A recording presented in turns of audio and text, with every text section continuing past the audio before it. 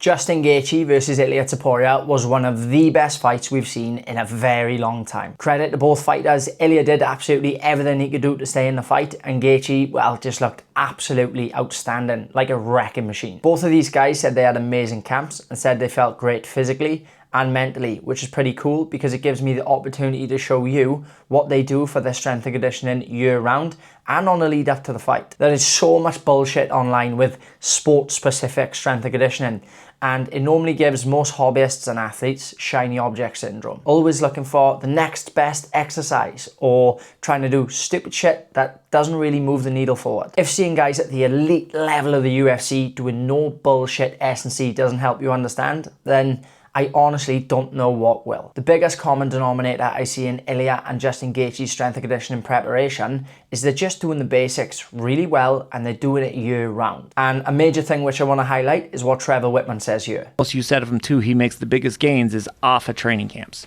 Really? That's where he makes the biggest gains. It's where he gets stronger. It's where he's consistently working and pushing more weight.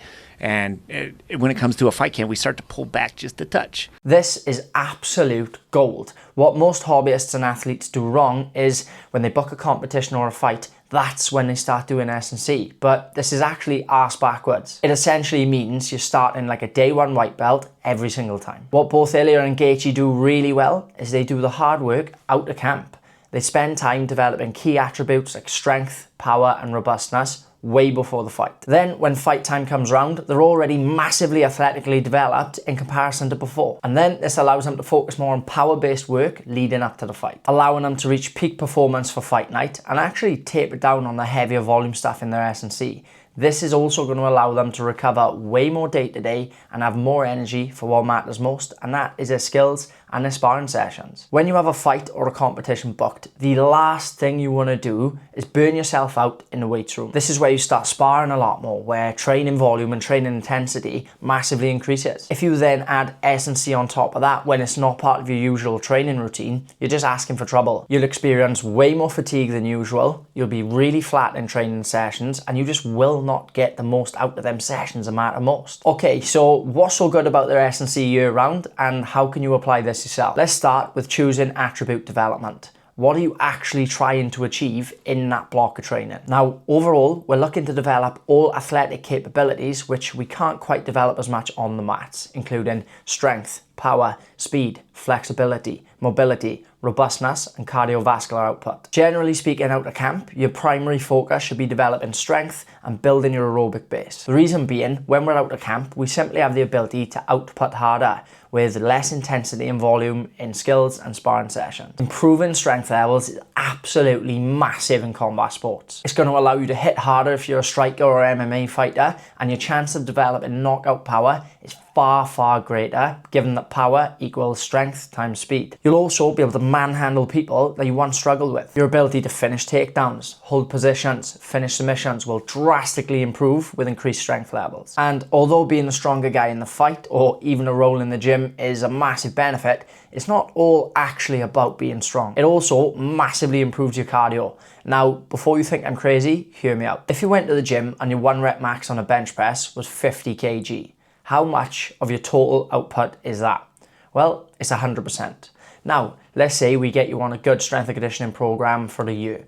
We retest and now your 1 rep max is 100%. How much of your total percentage of output is that 50 kilos now? Well, it's 50%. So each effort you make on the mats requires less and less of your total percentage of output. I could literally go on all day about the benefits of being the bigger, stronger, more athletic guy on the mats. But let's move on. During this period of strength development outside of camp, I'm always looking to help my clients and athletes develop these other attributes like mobility, flexibility, and robustness. If you follow a well-rounded S&C program, they all work hand in hand. What most people don't understand is that when we're working on general physical preparation exercises, we're not just developing strength. When you lift to a full range of motion across multiple different exercises, you're also massively developing flexibility and mobility. I do also like to sprinkle in some specific mobility for the individual, depending on their injury history and generally where they might be a little bit tighter. But generally speaking, I tend to target key injury areas, so think knees, shoulders, neck and the spine. With regards to robustness, you are also massively reducing your chance of injury with this style of training. Improving strength levels and using other methods like plyometrics and isometrics are really the key here. This is going to allow us to build more armour around them key injury areas and in turn protect your joints, ligaments and tendons. Plyometrics and isometrics literally strengthen and thicken the sides of your ligaments and tendons. We're not only looking to develop athletically when we're doing S&C, we're looking to protect the body and improve our robustness. And this way you get to spend more time where it matters most,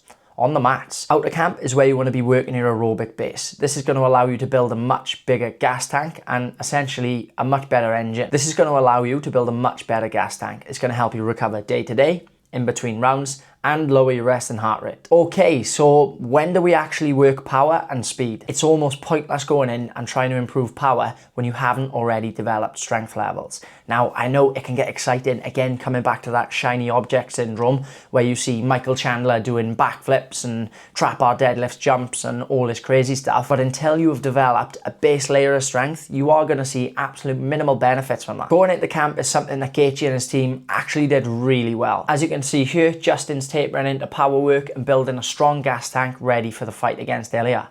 This is great. Typically, when we're doing power work, we're going to be moving lighter weights, but way faster. Incorporate in some ballistic work like med ball slams, med ball throws, big jumps, and explosive movements. This is going to massively reduce fatigue in comparison to doing strength work. It allows the fighter to reach peak explosiveness for fight night and also take some strain off your central nervous system, allowing you to go into competition as fresh and as prepared as possible and overall ready to put on a performance. So, as a general rule of thumb, keep your strength development from further away from the fight or competition and then taper into your power work the closer the fight gets. If you're a hobbyist, as many of my clients are, then you can cycle through this when you deem necessary. Okay, so on to the most important part, exercise selection and intensity. What exercises should you actually be doing?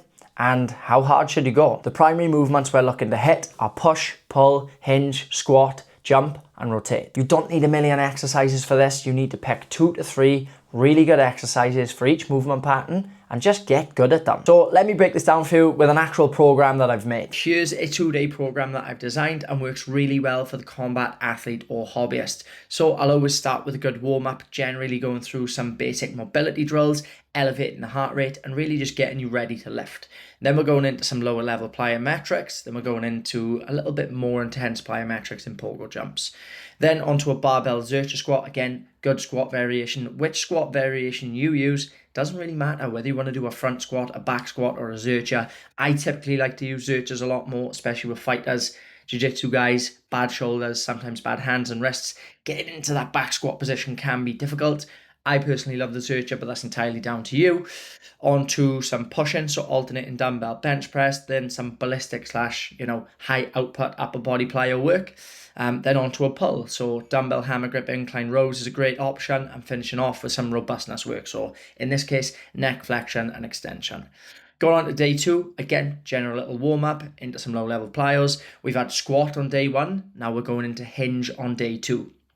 My 2 favourite hinging exercises, and I think they reap the most reward, the biggest bang for your buck, is going to be a barbell Romanian deadlift and a trap bar deadlift. Both amazing options, great exercises. Then we're going on to another heavy pull, so chin-ups. Again, absolutely fantastic. I rotate these all the time. Then going into an overhead press, so some shoulder work, half kneeling kettlebell press. Again, find 2 to 3 good exercises and run them. Gar hammer raises, again, great exercise. I love training the core for my clients, my athletes, through all 3 planes of motion. This is very important when it comes to training, health, and performing. All right, and then finishing off with a nice little superset, so some bicep curls and some tricep work. Again, building the arms, nice little pump to finish, and also very good for grip strength, very good for squeezing. All right, so this is just one example, and then some steady state cardio as well. Let's not forget that, building the aerobic base out of camp.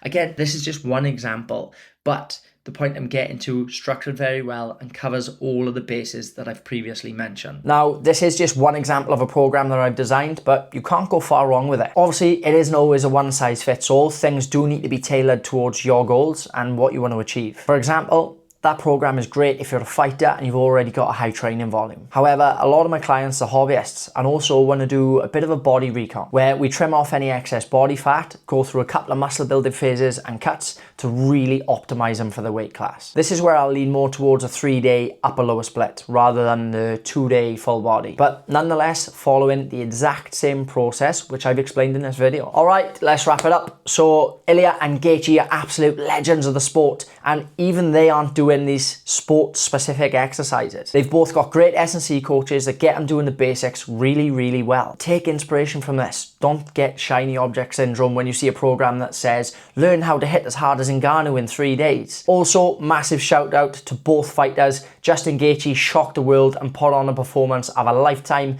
and Ilia fought until the very end in an extremely tough fight. If all of this is hard to understand, then I've left multiple free programs below in the description. They're specifically designed to help you improve on the mats, get you athletic, get you strong, and not waste your time doing crazy shit that doesn't really work. If you feel like you need more personal one-to-one help, feel free to message me on Instagram. The link to my Instagram is also in the description. Also, don't forget to like and subscribe. I've got a really big goal right now of bringing brilliant content online so you guys don't have to sift through the bullshit that's all over the place right now. All right, so hit the like button, hit subscribe, and I'll see you soon.